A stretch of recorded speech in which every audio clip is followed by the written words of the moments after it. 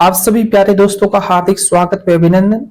मैं आशा और उम्मीद कर रहा हूं कि आप सभी स्वस्थ होंगे, मस्त होंगे, निरंतर अपनी तैयारी के अंदर व्यस्त होंगे। आज का हमारा टॉपिक रहेगा जालोर के चौहान वंश से संबंधित विगत परीक्षा में पूछे गए महत्वपूर्ण क्वेश्चनों पर डिस्कशन करना। आज का हमारा पहला क्वेश्चन, जालोर के चौहान वंश का संस्थापक कौन था? खानरदेव, कीर्तिपाल, रतन सिंह या हमीरदेव?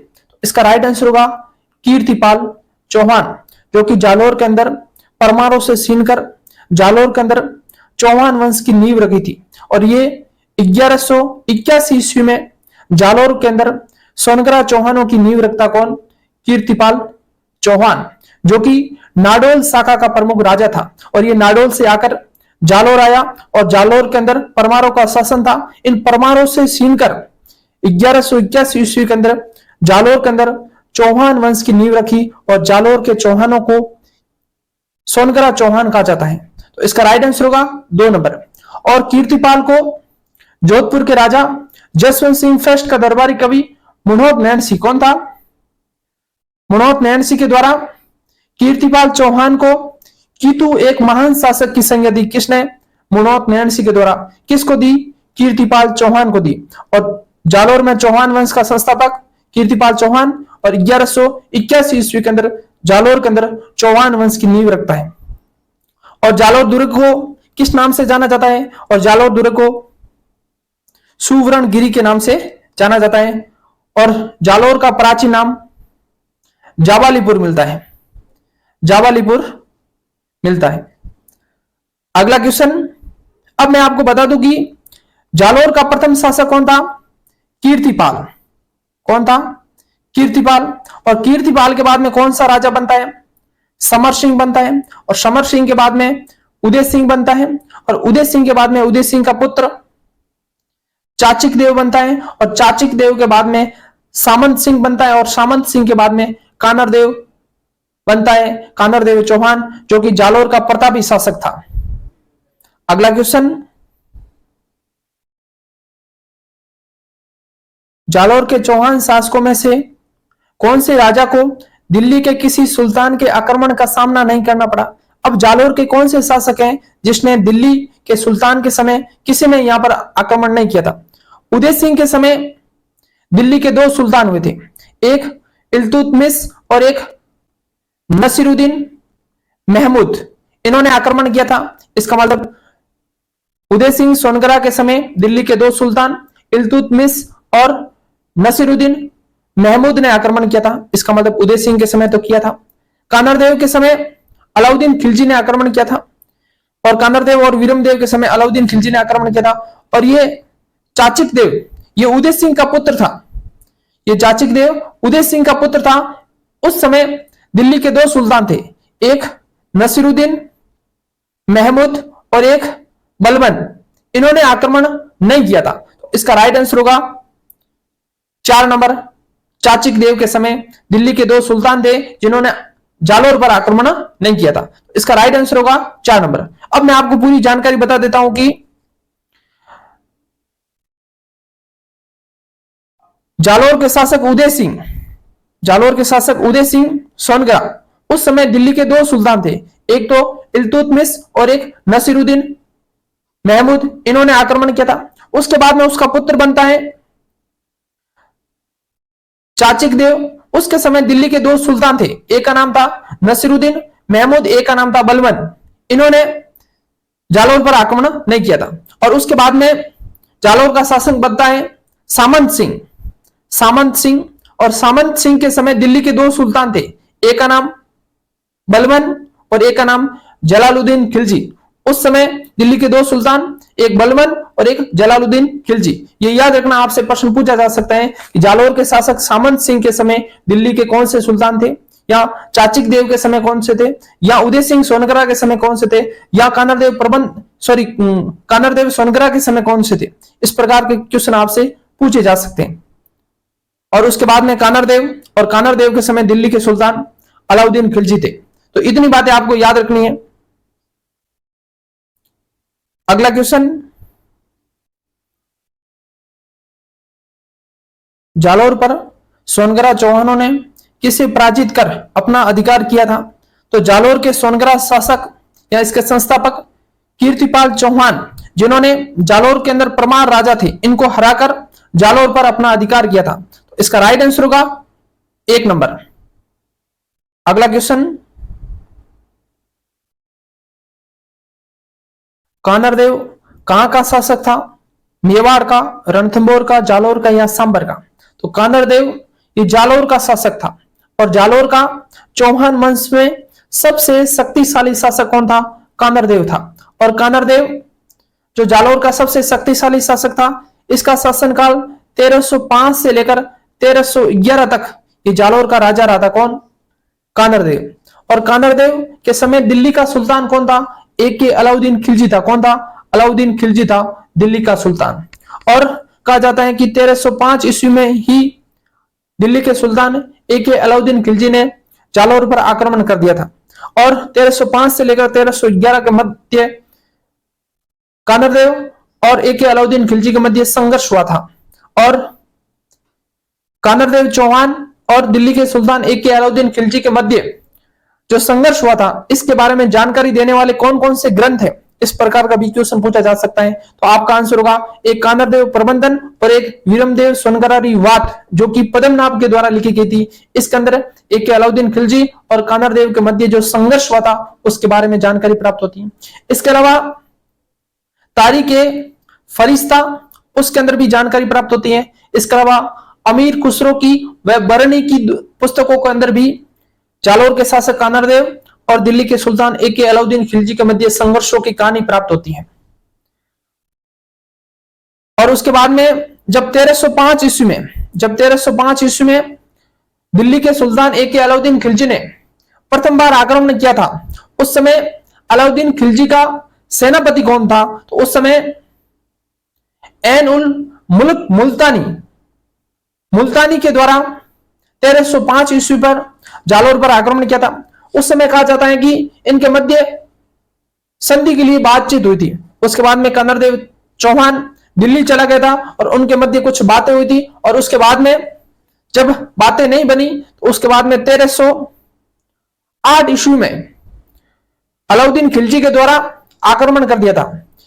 जैसे कि रणथंभौर दुर्ग के ऊपर आक्रमण करने के लिए रणथंभौर दुर्ग की कुंजी कही जाती है झाई दुर्ग, उसके ऊपर अधिकार करना पड़ता है। उसी तरह जालोर दुर्ग के ऊपर अधिकार करने से पहले जालोर दुर्ग की कुंजी कहे जाने वाला सिवाना दुर्ग के ऊपर अधिकार करना होता है। और 1308 ईस्वी में कहा जाता है कि अलाउद्दीन खिलजी का सेनापति कमालुद्दीन गुरुक के द्वारा आक्रमण किया गया था। और उस समय सिवाना दुर्ग का दुर्गपति कौन था? सातल देव। और सातल देव को हराकर उसके ऊपर अधिकार कर दिया था। और उसके बाद में 1311 ईस्वी के अंदर जालोर पर आक्रमण करता कौन? अलाउद्दीन खिलजी। अगला क्वेश्चन, जालोर के अलाउद्दीन खिलजी का समकालीन शासक कौन था? तो इसका राइट आंसर होगा कानरदेव था। कौन था? कानरदेव था। अगला क्वेश्चन, निम्नलिखित में से किस राजस्थानी ग्रंथ में अलाउद्दीन खिलजी की जालोर विजय का विवरण मिलता है? तो इसका राइट आंसर होगा कानरदेव प्रबंधन, जो पद्मनाभ के द्वारा लिखी। इसके अलावा वीरमदेव सोनगरारी वात, और इसके अलावा तारीखे फरिश्ता, इसके अलावा अमीर खुसरो और बरनी की कुछ पुस्तकों के अंदर अलाउद्दीन खिलजी और दिल्ली के सुल्तान अलाउद्दीन खिलजी और जालोर के शासक कानरदेव के मध्य जो संघर्षों के बारे में जानकारी प्राप्त होती है इन ग्रंथों से। तो इसका राइट आंसर होगा कानरदेव प्रबंधन। इसका राइट आंसर होगा 1 नंबर, जिसके लेखक पद्मनाभ है। पद्मनाभ के द्वारा कानरदेव प्रबंधन लिखा गया था। अब मैं आपको बता दूं कि जब 1311 ईस्वी के अंदर जब जालोर पर आक्रमण किया था, उस समय जालोर का शासक कानरदेव और उसका पुत्र वीरमदेव बड़ी वीरता के साथ लड़ते हैं। और उस समय 1311 ईस्वी में जालोर का शाखा होता है। और उस समय जालोर दुर्ग का जो गद्दार निकलता है उसका नाम है बिक्का दैया। और जालोर दुर्ग के अंदर कानरदेव की पत्नी जेतल देव जौहर करती हैं।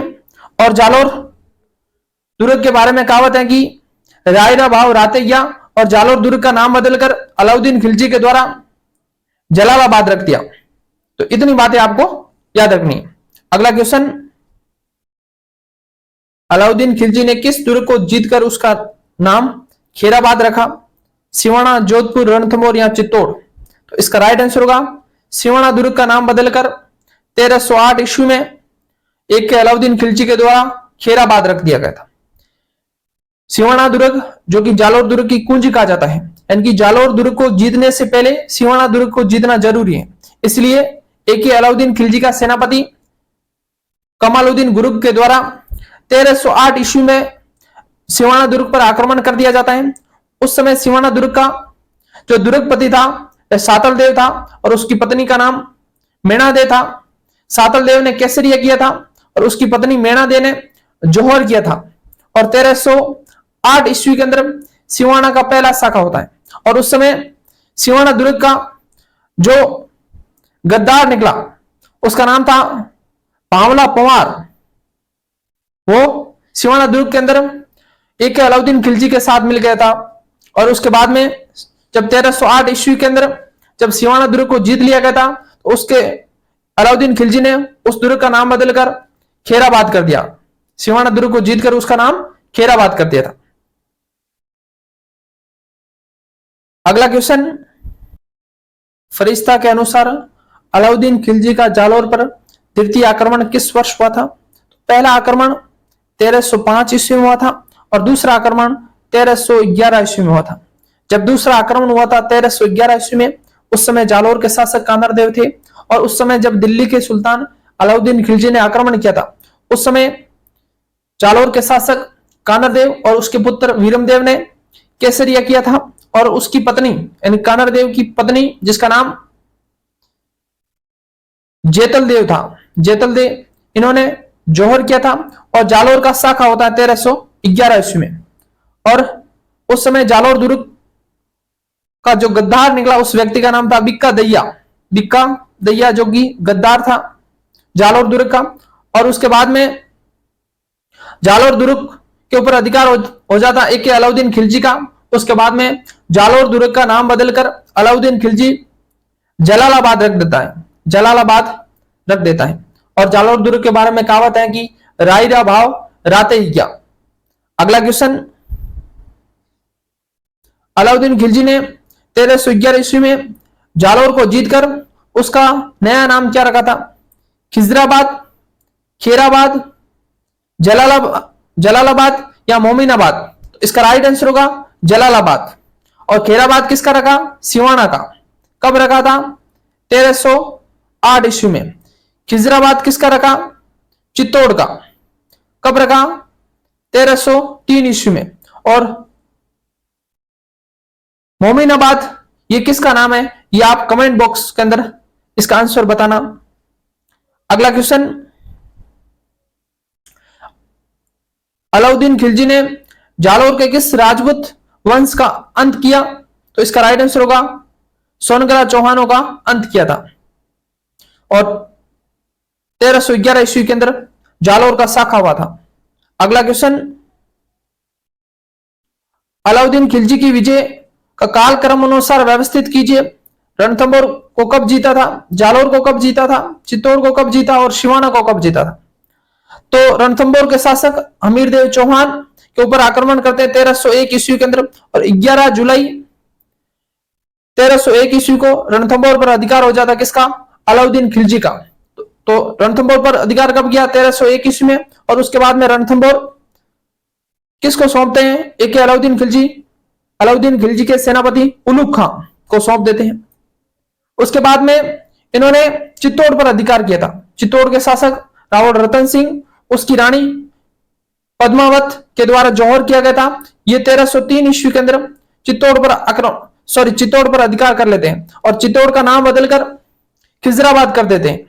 तो उसके बाद में आएगा, पहले आएगा एक के बाद में आएगा 3। उसके बाद में सिवाना दुर्ग को जीतते हैं 1308 ईस्वी के अंदर और सिवाना दुर्ग का नाम बदलकर खेराबाद कर देते हैं। और उसके बाद में जालोर को 1311 ईस्वी में जीतते हैं। इसका मतलब 1 पहले नंबर आएगा, 1 के बाद में 3, और 3 के बाद में सॉरी पहले आएगा 1, 1 के बाद में 3, 1 के बाद में 3, 3 के बाद में 4, 3 के बाद में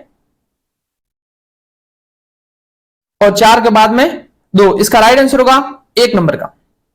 अगला क्वेश्चन,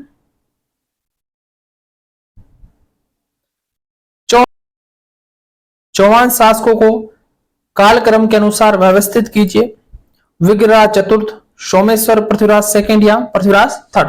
तो इनमें चौहान शासकों में सबसे पहले विग्रहराज चतुर्थ आएंगे।